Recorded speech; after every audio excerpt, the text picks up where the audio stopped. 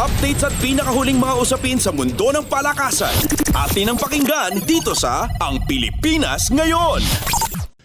Makakaharap ni Filipino boxing icon Manny Pacquiao si Buakaw Bonchamek ng Thailand sa isang exhibition boxing match sa Abril 20 ng susunod na taon. Una nang inanunsyo ang laban noong Hulyo, subalit ngayon lamang lumabas ang ibang detalye ng laban.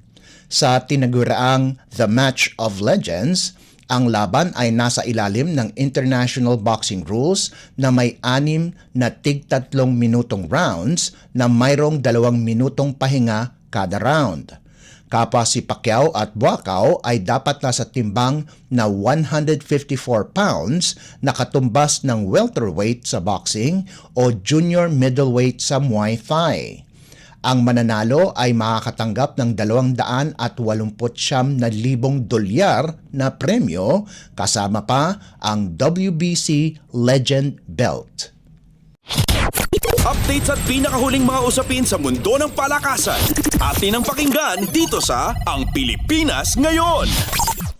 Sa ibang koponan na maglalaro si Kai Sotto sa pagbabalik nito sa Japan B-League. Sa isang pahayag, sinabi ng Yokohama B Corsairs na maglalaro si Sotto sa kanilang koponan mula sa Hiroshima Dragonflies. Ayon kay Yokohama General Manager Ken Takeda, ang deal ay dinaan sa pamamagitan ng loan transfer.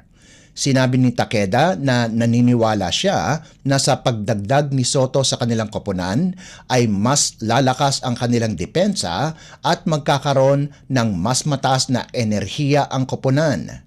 Ngayong season ay kakapirma lang ni Sotto ng 1 taong extension ng kanyang kontrata sa Hiroshima bago ilipat sa pamamagitan ng loan transfer sa Yokohama na magtatagal lamang itong 2023 to 2024 season.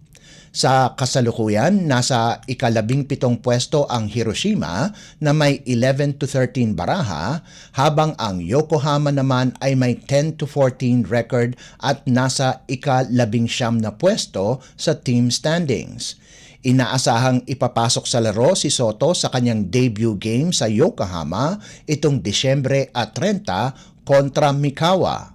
Sa ngayon, nakikipag-ugnayan na si Sotto sa Migrant Workers Office ng Pilipinas sa Japan para makumpleto ang kanyang papeles pagkatapos nitong makapirma ng kontrata at makapagrehistro sa kanyang bagong koponan.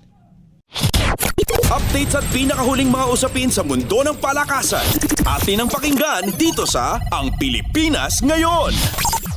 Itinalaga bilang Director of Volleyball Operations ng magkapatid na koponan ng NX-led Chameleons at Akari Chargers si Japanese coach Taka Minowa sa Premier Volleyball League o PVL. Sa isang pahayag, sinabi ng organisasyon na mangangasiwa si Minowa na asawa ni volleyball star Jaja Santiago sa mga programa ng volleyball sa dalawang koponan para sa susunod na season ng PVL, subalit siya pa rin ang mamando sa Chameleons. Ayon pa sa pahayag, magkakaroon din ng interim head coach ang Chargers at mga panibagong assistant coaches ang dalawang koponan.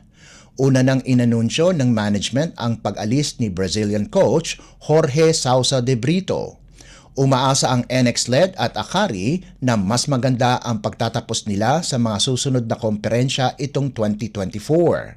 Sa debut ng Chameleons, nagtapos sila sa ika-9 na pwesto sa 2023 Second All-Filipino Conference habang ang Akari ay nagtapos ng may 5 to 6 kartada para sa ika-7 pwesto. Updates at pinakahuling mga usapin sa mundo ng palakasan. Atin ang pakinggan dito sa Ang Pilipinas Ngayon.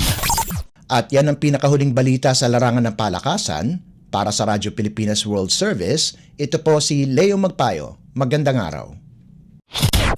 Updates at pinakahuling mga usapin sa mundo ng palakasan.